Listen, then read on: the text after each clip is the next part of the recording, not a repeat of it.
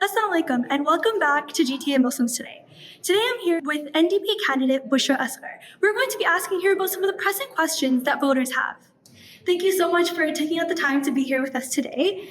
To start off, can you tell us a little bit about why we're here today, what this event is all about, and what's going to be happening throughout the evening? Absolutely. So today our campaign is hosting an event on community safety where we're flipping the script on crimes in the suburbs. So really talking about a lot of the crimes that are constantly happening in our community but go underreported, specifically hate crimes, crimes against the minority space.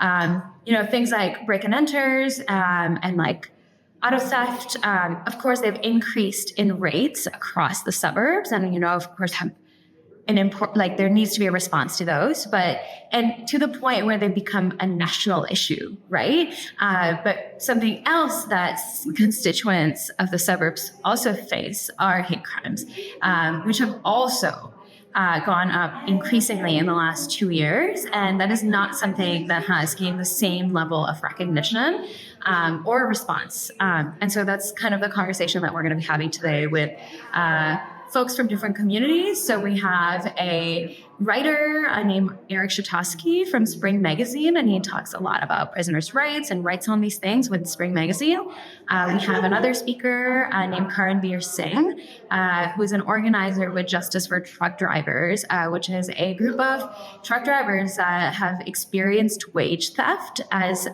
migrants in Canada, sometimes up to $70,000, where they haven't been paid their wages for years on end, and they've followed the process through the labor courts and still haven't been able to get that money. And so we're going to be having those sort of critical conversations on what crime actually looks like for everyday working people. So you spoke about crime. What are some of the other issues as you've been canvassing the last few days, last few weeks, as you've been talking to voters? What are some of the other issues that voters are facing or talking about? Yeah, absolutely. I've talked to probably like 1,000 people so far in the last couple of weeks, if not more. And I would say that, affordability is a huge thing. It's one of the reasons why I'm running, because in my day job, when I'm not running in the election, I pressure the federal government to create jobs for young people that are paid at a living wage. And, in Canada, we're dealing with a decade-high youth unemployment, the response to which has been very slow, and it hasn't been at the scale that's required. I've worked with young people for the last 10 years, and it's really jarring. A lot of folks are expected to work for free for 4 to 5 years after having multiple degrees, and that just shouldn't be the case. What I've seen from the federal government, specifically the Liberal government, is that they've actually blamed the crisis of the lack of jobs in the job market and the lack of housing onto international students, which oftentimes, what I say is that I'm not fighting for those same jobs or the same housing as someone who has 2 degrees or 10 years of work experience, right?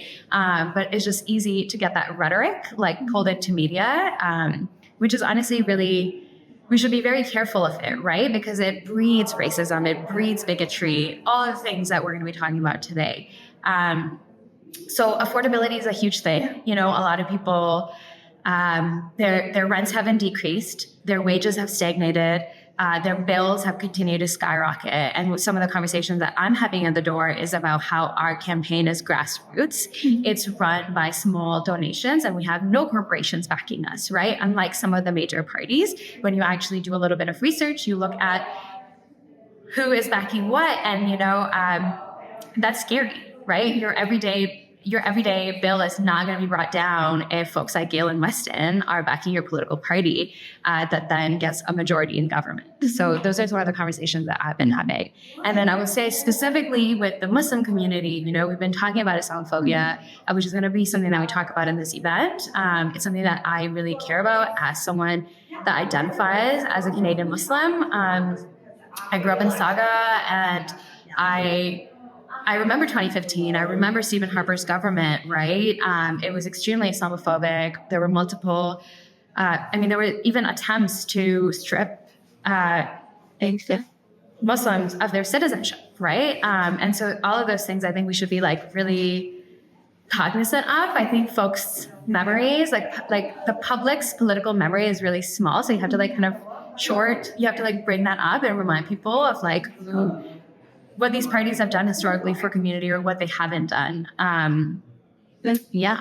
Yeah, so building on that, what are some of the things that your party is planning to do to combat that rise of Islamophobia that we've been seeing, unfortunately? Yeah, I mean, honestly, like I'm here as like a local MP. I'm not. I think the party slowly drifts their campaign platform, but I think it's so important to elect a local champion, right? That's what I've been saying to folks at the door. At the end of the day, when you're in a crisis, you're not going to call the leader of your party. You're going to call your local MP, and so you need to make sure that that person can actually the person will actually respond to your call, will actually listen to your problems and do crisis control.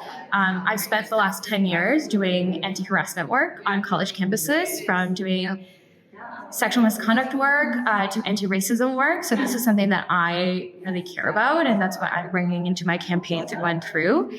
And another key part of this campaign is that I'm the only candidate in this riding that has taken a principled stance against the war in Palestine. And it's actually one of the key motivations as to why I decided to run in this election.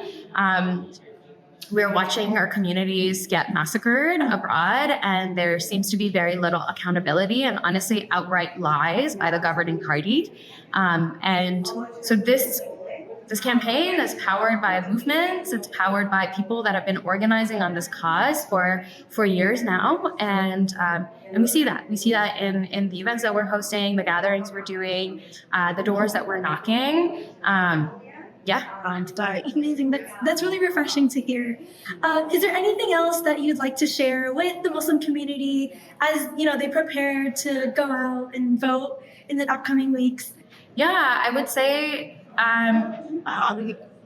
my favorite thing about being Muslim is that my faith is grounded in a social justice oriented framework. I think Islam gives us that. It gives me that footing, that moral compass, and that is why I'm driven to work on these issues and vote with your conscience and your values at the polls.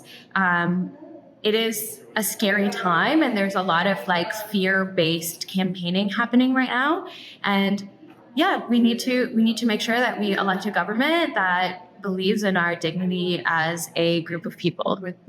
Amazing. Thank you so much once again for taking the time to talk to us, to speak to voters and the Muslim community. I'm Sakina Ghayur from GTA Muslims Today.